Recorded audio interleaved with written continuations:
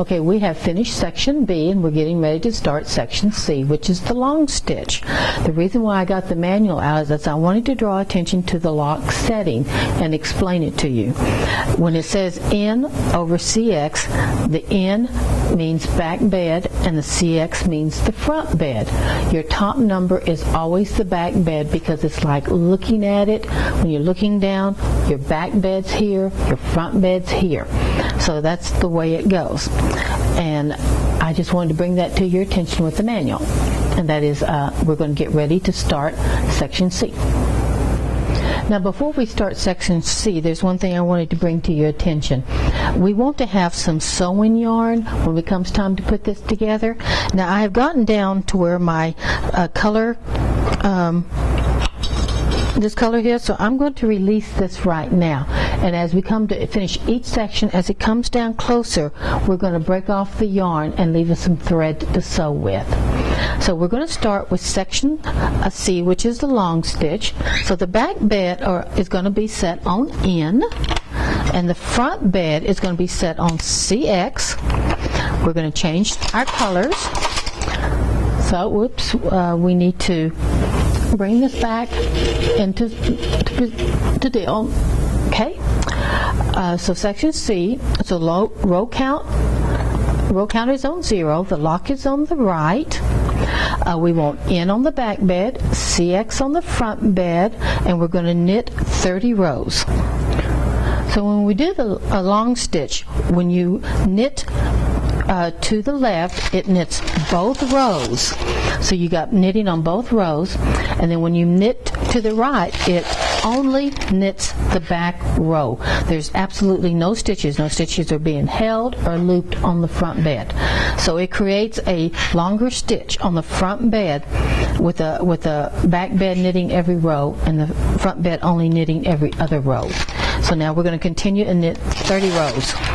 Okay, now we're ready to do section D, which is the decreases, and then section E, which is the increases. So we're going to get ready to do that. What the book says is it says to on each side -5 times 2 every 2 rows. So what that means is that for every 2 rows we're going to decrease 1 stitch on the ends of all 4, so that this is counted as 1 decrease. So, or 2 decreases, because you're going to do 1 on each end. So the first thing we're going to do is we're going to go ahead and set this up, set our locks up. Let me bring this over here. So we need to be on N. We need to change colors.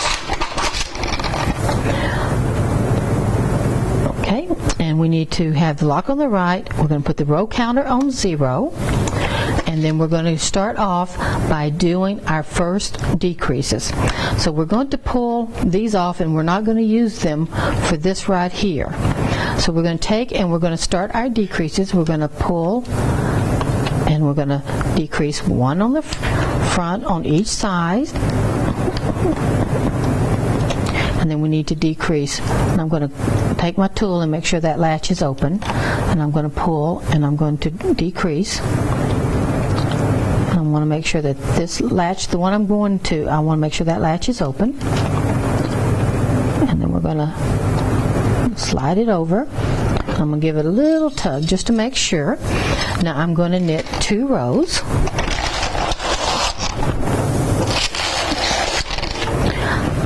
And now we're going to do our second decreases. We're going to do a total of 5 times. We're going to decrease 5 times. So we're going to come over here. Make sure your needles are out of work, because if they're not all the way down, then they will. I didn't get that latch. This latch hook is not open. There we go. I got it open by just lifting the stitch a little bit. I want to pop that open there. So make sure your needles are completely out of work. Okay, we finished our second set of decreases. So we're going to knit 2 rows, which puts us on row count 4. Now we're going to come over here and do our third set of decreases. Remember, we're doing a total of 5.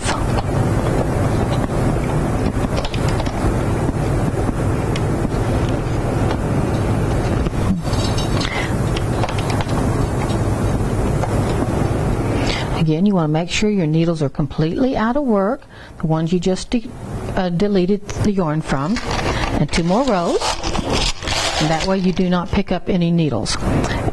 So we're going to decrease. Okay, we've got the front bed decreased.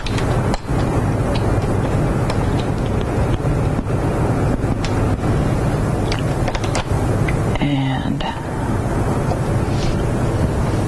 I just dropped that stitch. I'm going to grab it real quick because we don't. I've got the stitch. Now I can get it in decrease, get it on the decrease. And I got to make sure that was out. Those things happen. So you can always use this little pick part. If you drop your stitch, let me put that down. If you drop your stitch, you can use this pick part to pick up your stitch and put it on for you. So we're fixing to knit 2 more rows. I put this on row count 8. One thing I've not been doing that I should have been telling you about is you should be consistent on how you do your decreases. You should go from this and do like a little circle, or however your rhythm is. Keep your same rhythm, and that way you'll make sure you get everything decreased correctly. Okay, that needle again is not there. It's open now. So there we go, and I'm going to knit 2 more rows. Now that is our 5 decreases. So we have completed section D, and we're going to go on to section E, and we're going to put the row counter on 0. We're going to leave the same setting and the same color, so we're not going to change our color. We're not going to change our lock settings. Now it's going to read plus 5 times 2 every 2 rows. So that means every 2 rows we're going to increase 1 stitch on each side. Now, in the decreases we could do it together at the same time, but the increases we cannot. So we're going to do our increases on the side of the lock, and what I'm going to do is I'm going to bring the needles up. I'm going to put my edge springs back on, and I'm going to bring this up strictly as a visual. You won't need to pull these out this far when you do it. So we're going to knit 1 row to the left.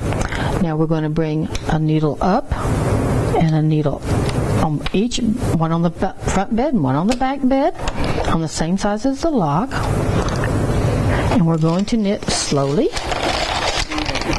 And that was row count 2. So basically we're doing this every single row because we have to do it on the side that the lock is on. Now this will give a little bit of a loop doing it this way, but you can easily hide that in your when you sew it together.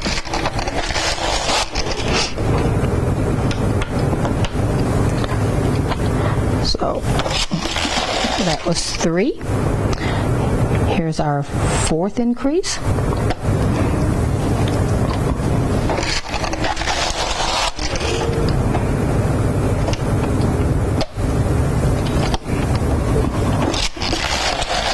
And here comes our final increases.